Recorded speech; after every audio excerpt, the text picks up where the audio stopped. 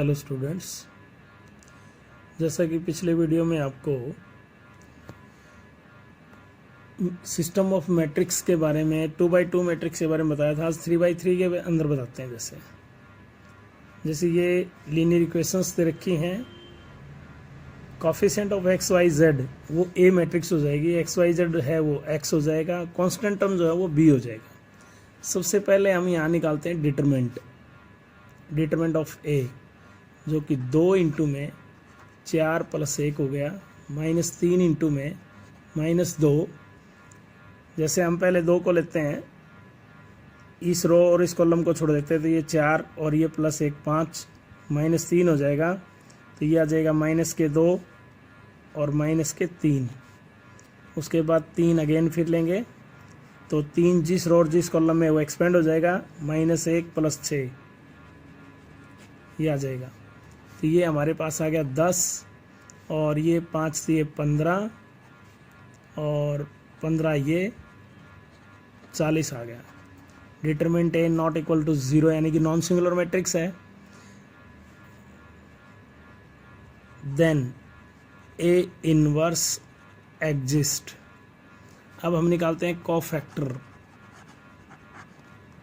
Cofactor में कैसे निकाला जाता है? सबसे पहले A11, जो A11 है, पहली लाइन में देखो 4 और 1 5 आया हुआ है, ये एग्जैक्टली ऐसे कैसे लगते हैं 1 2, ये -5 है, ब्रैकेट वाला देखो -5 है तो प्लस के 5 निशान चेंज होता है ना, जोड़ आ गया ओड नंबर। तो 1 3 में हम लेंगे जैसे 5। फिर आप लेते हैं A21।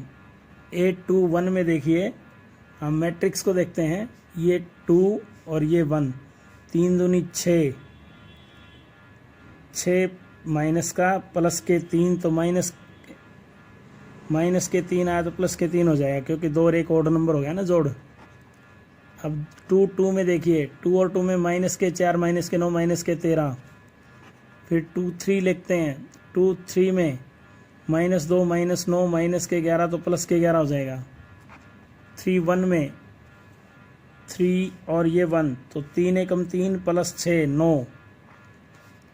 उसके बाद 3 2, ये 3 है और ये 2 है, तो 2 1 जा 2, -3 -1 और ओड नंबर है तो +1 हो जाएगा। आगे जोड़ ओड आता है, 3 और 2 5। A3 3 में देखिए, A3 3 में हमारा आ जाएगा 3 और 3 यानी कि 2 दूनी 4, -3 -7। अब आप लेते हैं एडजॉइंट A। एडजॉइंट में हम क्या लेते हैं, 5 3 9, उसके बाद 5 5 अगेन, -13 11 1 और -7 उसका ट्रांसपोज। इसका जो ट्रांसपोज आएगा वो आ जाएगा 5 5 5 3 -13 और 11। उसके बाद है 9 1 -7। आप यहाँ से ए इनवर्स निकालते हैं, जो कि 1 determinant A into adjoint A होता है। डिटरमिनेंट है 40, एडजॉइंट है 5 5 5 3 -13 11 9 1 -7। उसके बाद हम जानते हैं कि AX = B होता है। AX = B, तो X = A इनवर्स B लिखा जाएगा। तो X बराबर है A इनवर्स लिखा जाएगा 1/40, 5 5 और 5 3 -13 11 9 1 -7। B की जगह B की वैल्यू आ जाएगी 5 -4 और 3। जैसे ये B की वैल्यू है हमारे पास, ये रही, यहाँ B की वैल्यू रखेंगे, तो X की वैल्यू आप रखेंगे यहाँ पर X Y और Z।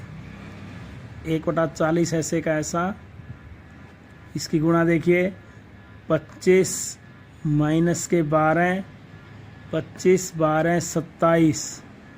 उसके बाद है 25 52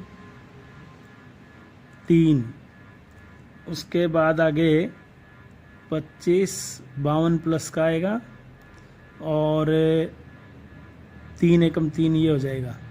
फिर है 25 अगेन और 11 चौक 44 होता है। उसके बाद माइनस के 21 आ जाएगा। तो यहाँ से एक्स वाई जेड हमारा ऐसे का ऐसा रहेगा 1/40 और ये जोड़ आ जाएगा जैसे 25 और 27 52 में ये 12 गए तो 40 हो जाएगा। उसके बाद हम लेते हैं 25 और 55 80, 65 में 25 गए तो माइनस के 40। इससे आप देखते हैं कि x की वैल्यू तो आ जाएगी 1, क्योंकि 40 एकम 40, 40 दूनी 80 और माइनस का 1, ये तीनों उत्तर इसके आ जाएंगे इस तरह से। और ये x y z first equation में और सेकंड में और थर्ड में रख के देख लेना। अगर ये सेटिस्फाइड कर जाए तो उत्तर राइट है, वरना रॉन्ग है। ये इसकी वेरिफिकेशन है। आगे जैसे डिटरमिनेंट ए आपका 0 है मान लीजिए और एडजॉइंट ए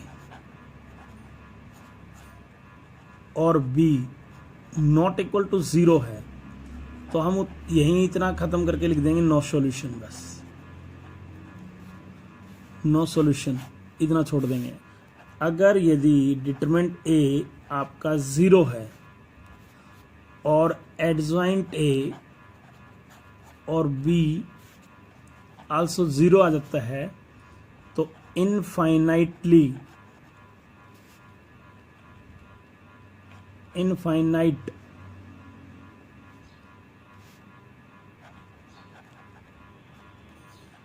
सॉल्यूशन बन जाता है।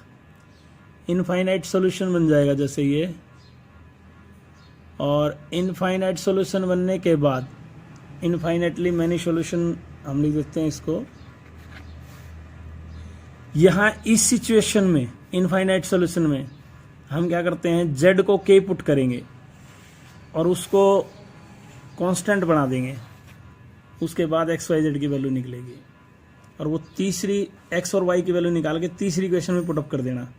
अगर वो उसको सेटिस्फाइड तो कर जाए तो राइट है, वरना फिर बाद में हम क्या करते हैं, x को k मान के पुट करके देखेंगे। फिर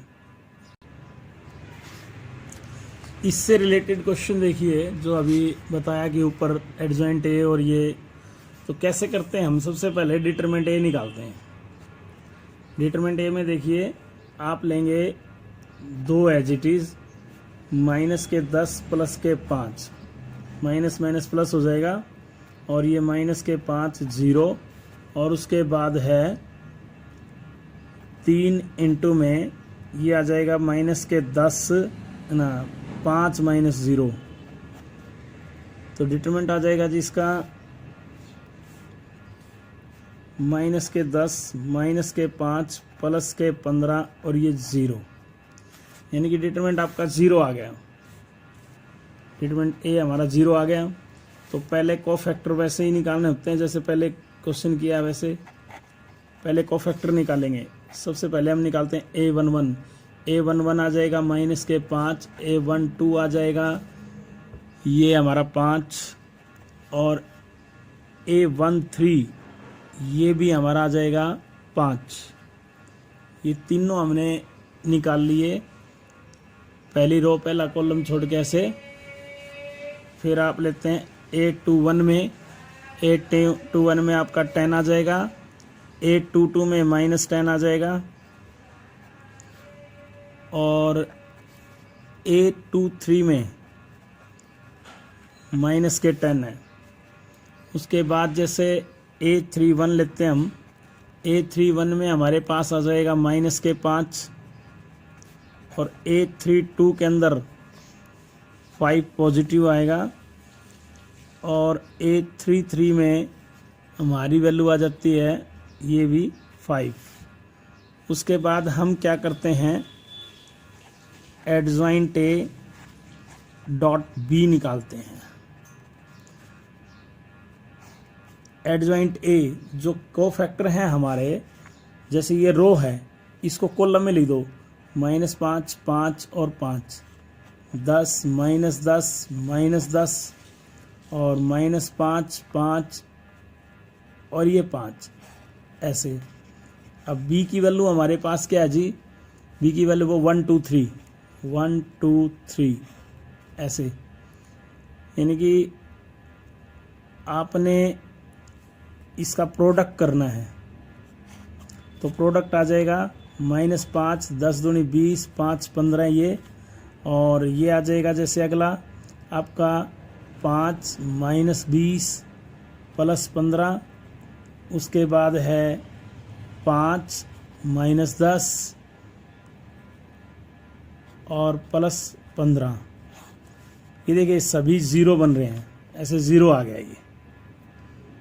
अब आप देखते हैं कि adjoint A infinitely many solution लिख दिया आपने, यहाँ लिखा आपने एडजॉइंट ए डॉट बी बराबर 0, infinite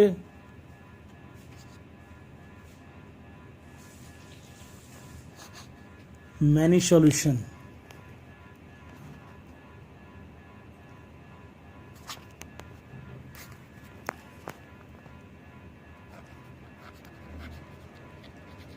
many solution, infinitely many solution आ गया।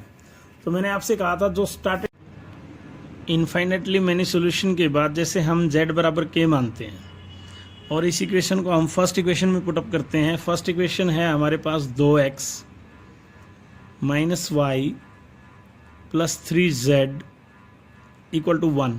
तो 2x - y हमारा ऐसे कैसा, 1 माइनस में 3z, z की जगह k पुट कर दो। फिर सेकंड इक्वेशन है x + 2y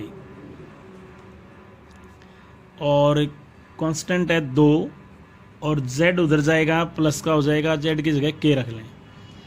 इस तरह से हम यहाँ पर x और y की वैल्यू निकालते हैं। जैसे 2x - y बराबर 1 - 3k है हमारे पास। इसको मैंने ले लिया 2x + 4y + 4 + 2k, इस तरह से ये ले लिया। सब्ट्रैक्ट करेंगे, यहाँ पे निशान चेंज करके इसको कैंसिल कर देंगे। तो -5y बराबर है -3 -5k। माइनस आप ऐसा कीजिए कॉमन लेके ख़त्म कर दीजिए, 3 + में 5k बटे में 5 इसका y का मान आ जाएगा। ठीक है, उसके बाद y की वैल्यू आप फर्स्ट इक्वेशन में पुटअप करते हैं 2x -3 + 5k और अपॉन में हमारा 5 है ही, इक्वल में 1 - 3k है। उसके बाद 2x एज इट इज़ रखें। इस टर्म को आप रिप्लेस करके ले जाएंगे 1 - 3k प्लस में 3 + 5k।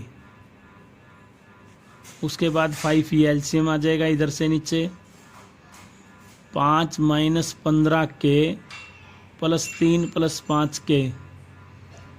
2x as it is रहेगा बट x = यहाँ पे आ गया 5 और 3 8 और ये -10k अपॉन में 5 × 2। सो x बराबर आ जाएगा 2 से कॉमन लेके डिवाइड कर देंगे तो 4 - 5k बटे 5। ऐसे हमने x और y दोनों को निकाल लिया। x और y दोनों को निकालने के बाद आप यहाँ दिखा दें देयरफॉर x = 4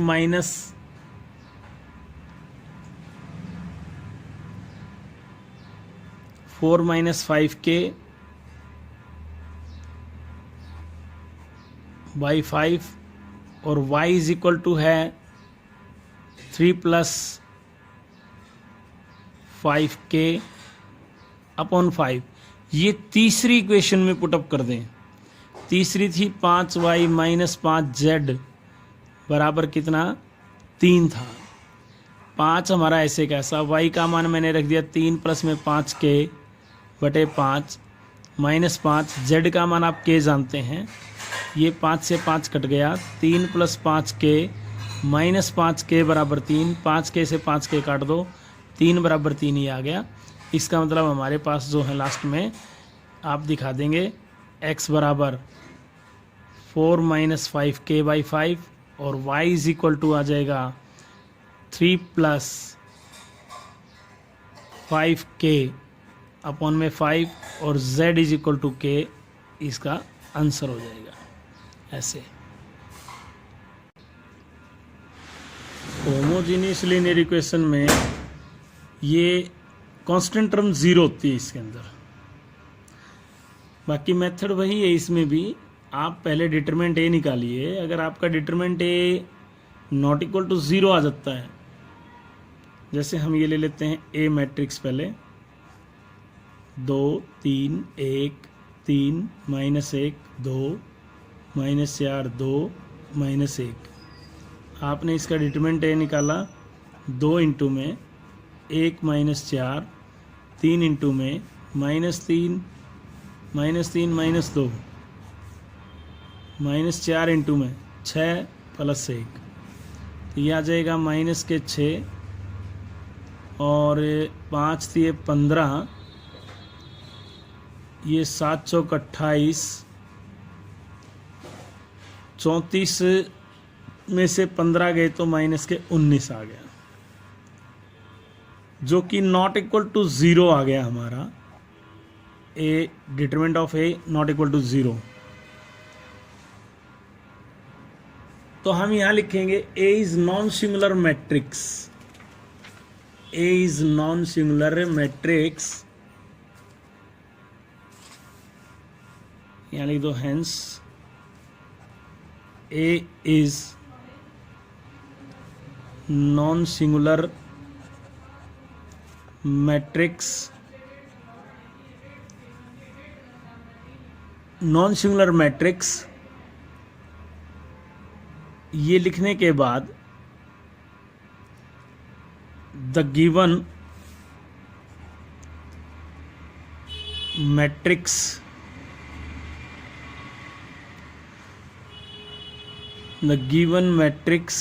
या given system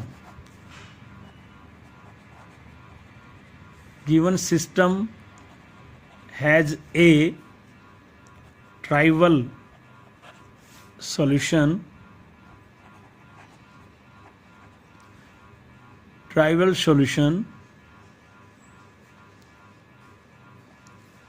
therefore x y z is equal to 0।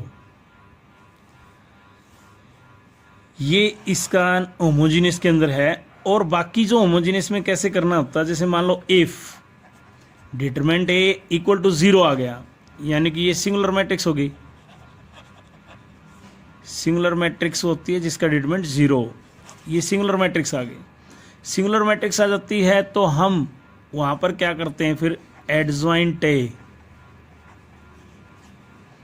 और बी वही 0 के बराबर प्रूव करते हैं। तो अगर एडजॉइंट ए और बी 0 के बराबर होता है तो हम लिखते हैं इनफाइनाइट मैनी सॉल्यूशन।